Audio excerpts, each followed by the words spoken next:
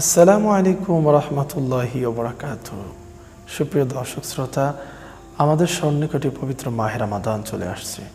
পবিত্র মাহে রমাদানের পূর্বে আমাদের একটি বড় ইবাদতের রজনী রয়েছে, যাকে আমরা শবে বারাত বা লাইলাতুল বারাত নামে চিনি, যাকে হাদিস শরীফের পরিভাষায় বলা হয়েছে লাইলাতুন নিসফ মিন শাবান, অর্থাৎ শাবানের মধ্য রজনী, অর্থাৎ 14 তারিখ দিবাগত রাত্র এবং শাবানের 15 তারিখের যে রাত, এই রাতটি অত্যন্ত ফজিলত এবং বরকতময়। আল্লাহ তাআলা এই রাতে সমস্ত সৃষ্টি জগৎকে ক্ষমা করে দেয়, সৃষ্টি জগতের দিকে রহমতের দৃষ্টি নিক্ষেপণ করে এবং একমাত্র মুশরিক এবং হিংসুক ব্যতীত আল্লাহ সকলকে মাফ করে।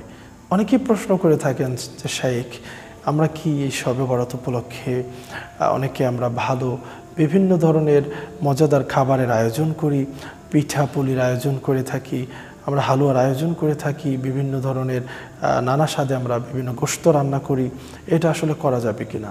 সুপ্রিয় দর্শক শ্রোতা, পবিত্র লাইলাতুল বারাত এটি হচ্ছে একটি ইবাদতের রাত এবং এ সম্পর্কে হাদিস শরীফে আমরা জানতে পারি যে কুমু লাইলাহা ওয়া সুমু নাহারাহা, যে শবে বরাতে রাতের বেলায় দাঁড়িয়ে নামাজ আদায় করা, দিনের বেলায় রোজা রাখা, এটা অত্যন্ত বরকতময় এবং পুণ্যের কাজ।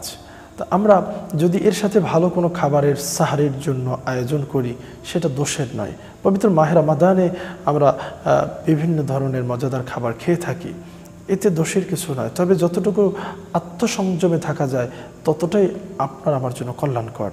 তবে হ্যাঁ, মনে রাখতে হবে, আমরা এই পিঠাপুলির আয়োজন করতে গিয়ে, গোশত রুটি হালুয়ার আয়োজন করতে গিয়ে আমাদের যদি ইবাদত বন্দেগীতে ব্যাঘাত ঘটে, নামাজ রোজার ক্ষেত্রে ব্যাঘাত ঘটে, এই পুণ্যময় রাতে আমরা আল্লাহ সুবহানাহু ওয়া তাআলার সান্নিধ্য অর্জনে ব্যর্থ হই, তাহলে এই ধরনের আয়োজন থেকে আমাদের বিরত থাকাটাই শ্রেয়।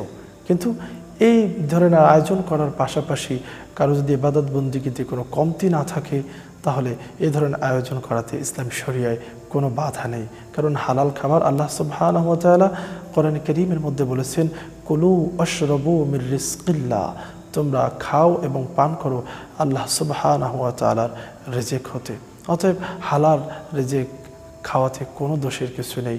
আল্লাহ সুবহানাহু ওয়া তাআলা কোরআনের অন্যত্র বলেছেন, কুলু ওয়াশরাবু ওয়া লা তুসরিফু, তোমরা খাও পান করো কিন্তু অপচয় করো না। আল্লাহ তাআলা আমাদেরকে সঠিক বিষয়গুলো বোঝার তৌফিক দান করুক, আমিন। আসসালামু আলাইকুম ওয়া রাহমাতুল্লাহি ওয়া বারাকাতুহু।